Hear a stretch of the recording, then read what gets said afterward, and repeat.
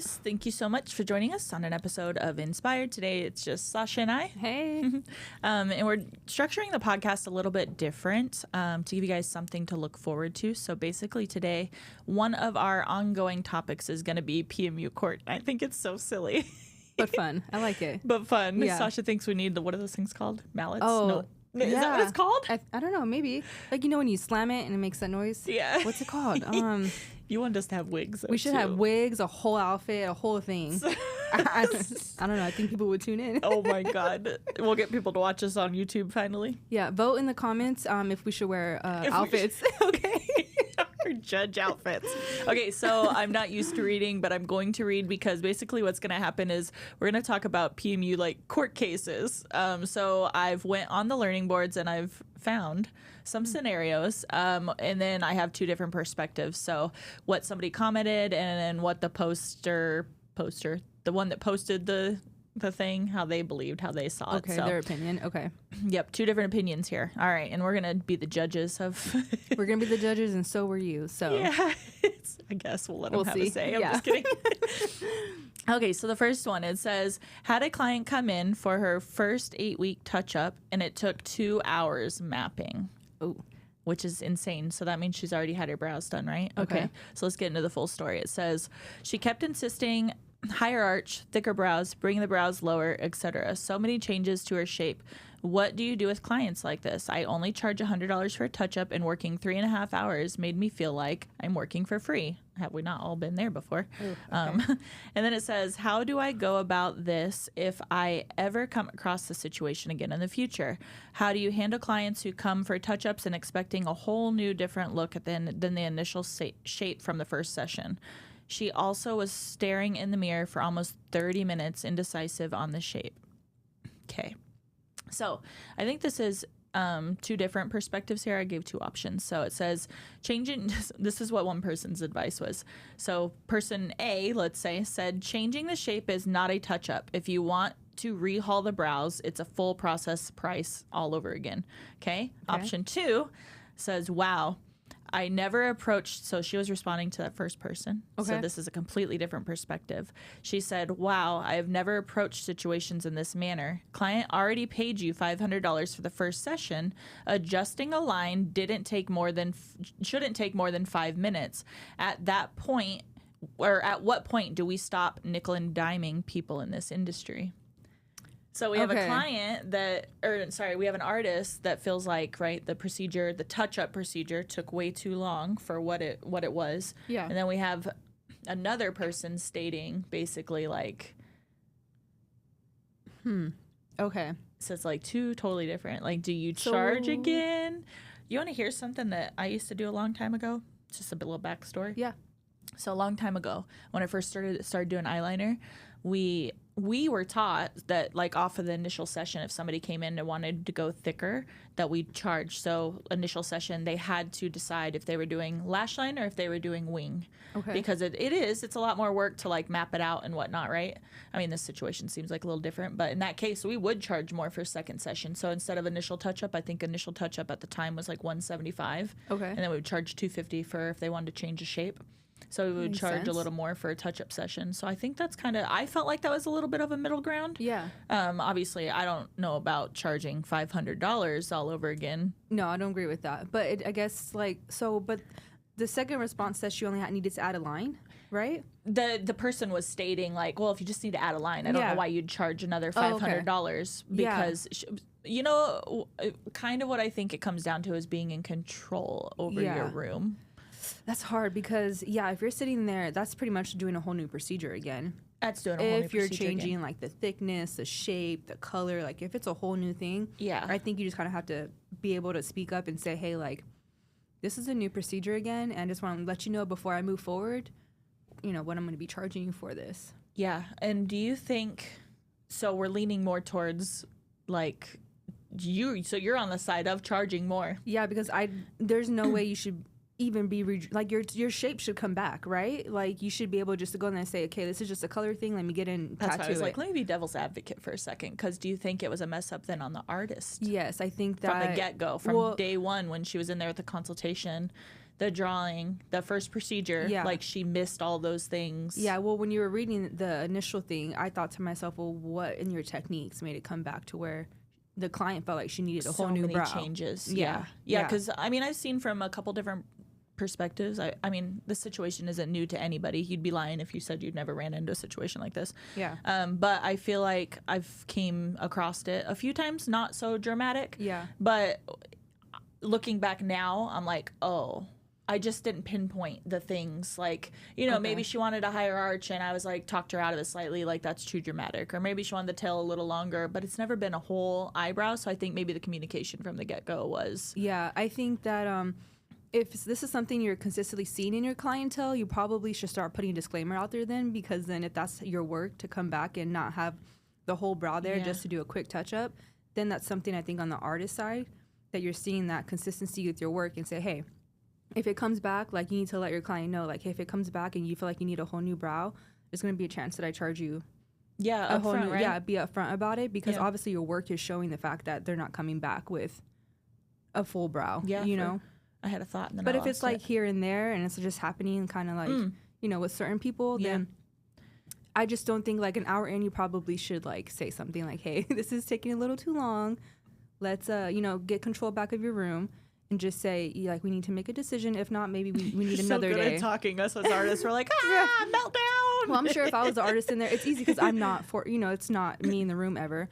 But yeah, an hour in, I would say, hey, like, if we can't decide, maybe we need to reschedule you to a different day. How many times have I been like, we're not doing this today? Like, I just get to a point because I feel like I can't use my words correctly. I'm like, this is taking too long. I don't think you need to get your brows done today. Yeah, and if they were, like, frustrated enough to post that tells me maybe it's happening more than often and not just with one person. So do you think, because I try to see, like, when things are happening, especially if they're, like, repeating themselves, like, do you think that the artist then, do we learn from that situation, and does she eat it in the moment and learn and make notes as to like what may have got her to that point, versus like throwing it all on the client? Because I see sometimes they just throw all of it on the client. I'm like, yeah, but the client, like, did you do this and this and this and this and this? And then half the time, no, you didn't, because maybe you're a newer artist, and that's okay. But then in the moment, should you know, it sucks. You lost 3 hours of your time, but do you just eat it in the moment and learn from it and move forward how to adjust accordingly? I think if you're not willing to speak up, you kind of have to eat it in the moment.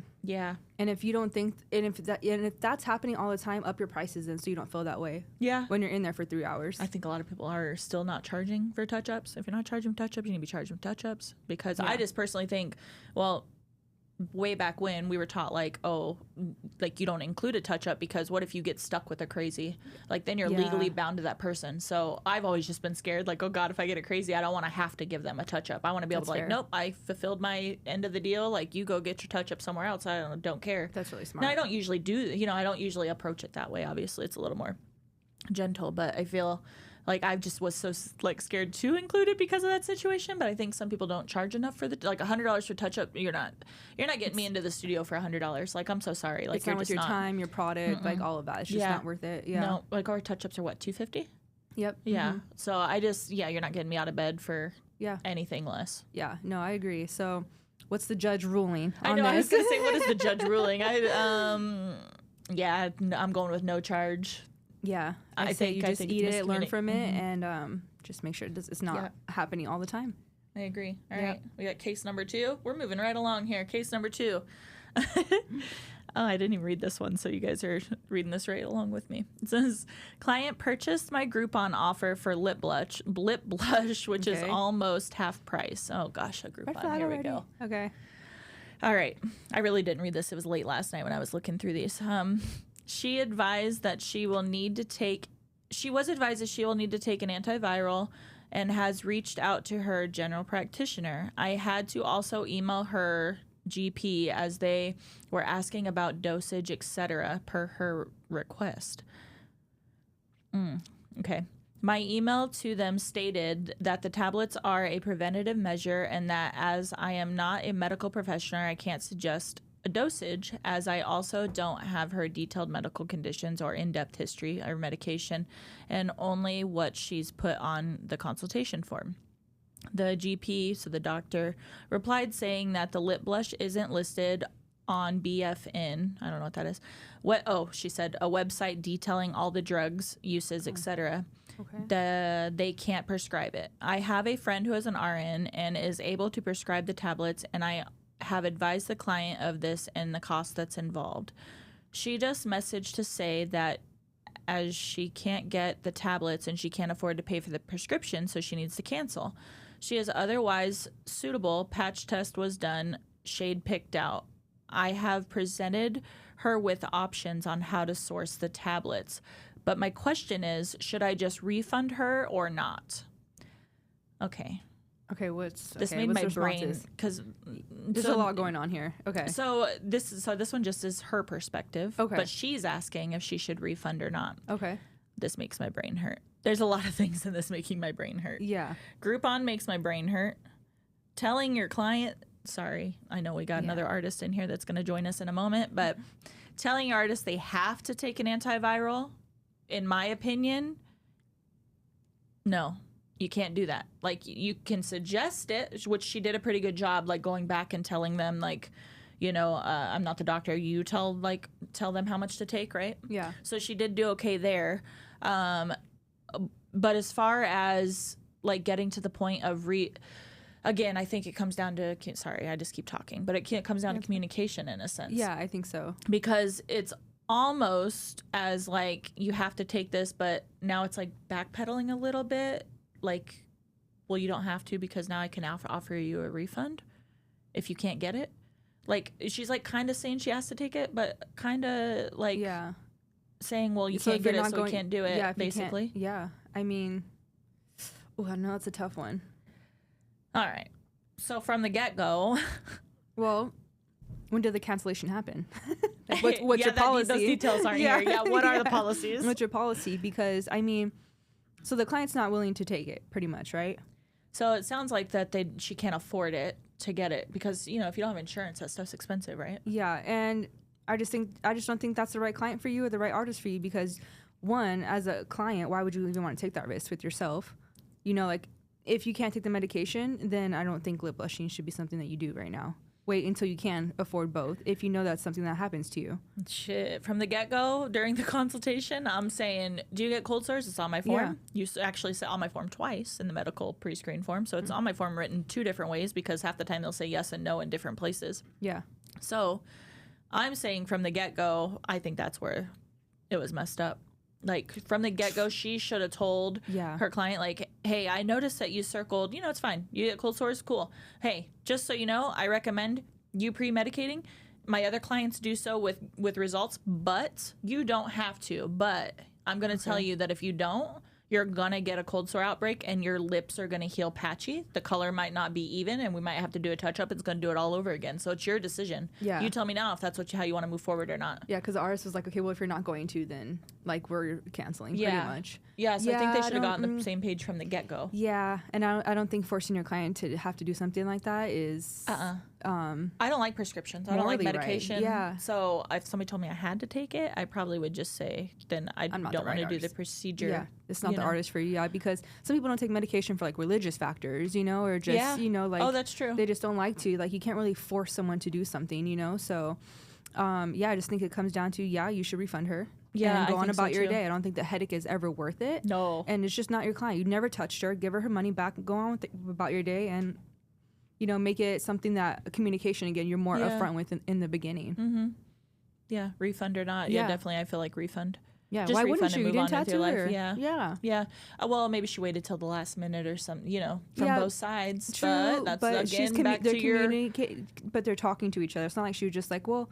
did all this and is like decided, okay, I'm not doing it. Well, your system and processes, they should have known. Yeah, like from the get-go what was going on there. It's like you missed it with the consultation, and then with us now we do that pre-appointment form that they have to initially. So you missed it now second time. Yeah. So you had 2 times that's at least. I mean, I don't know. Maybe she booked the girl the follow. Maybe she had the consult and then booked the girl the next day. Yeah, maybe if she did that. But still, I'm sorry. Yeah. Again, eat it. I think definitely when it comes to lip procedures, like I think you're really good at like. Giving all of the factors up front, and then you see them 80% of the time in person. Yeah. So it's like that conversation I think never gets skipped.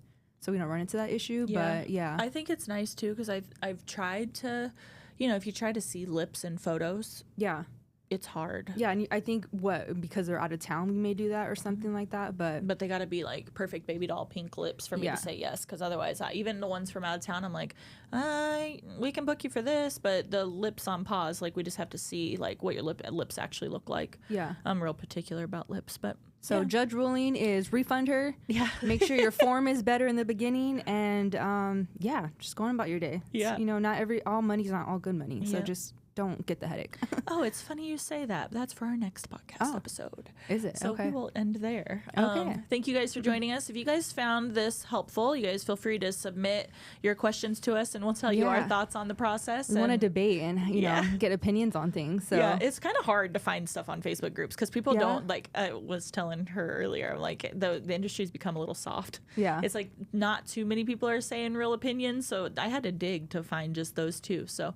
Yeah, if you guys are in a dilemma, not sure which route to go, ask us. We'll put it in PMU Court. Yeah, there we go. All right, guys. See you later. Thank you so much. Judge's adjourn. Yeah, what's it called? And whatever whatever that thing is. Ding. We need a sound effect for it. But like, comment, share, subscribe, guys. All right, guys. See you later. Bye.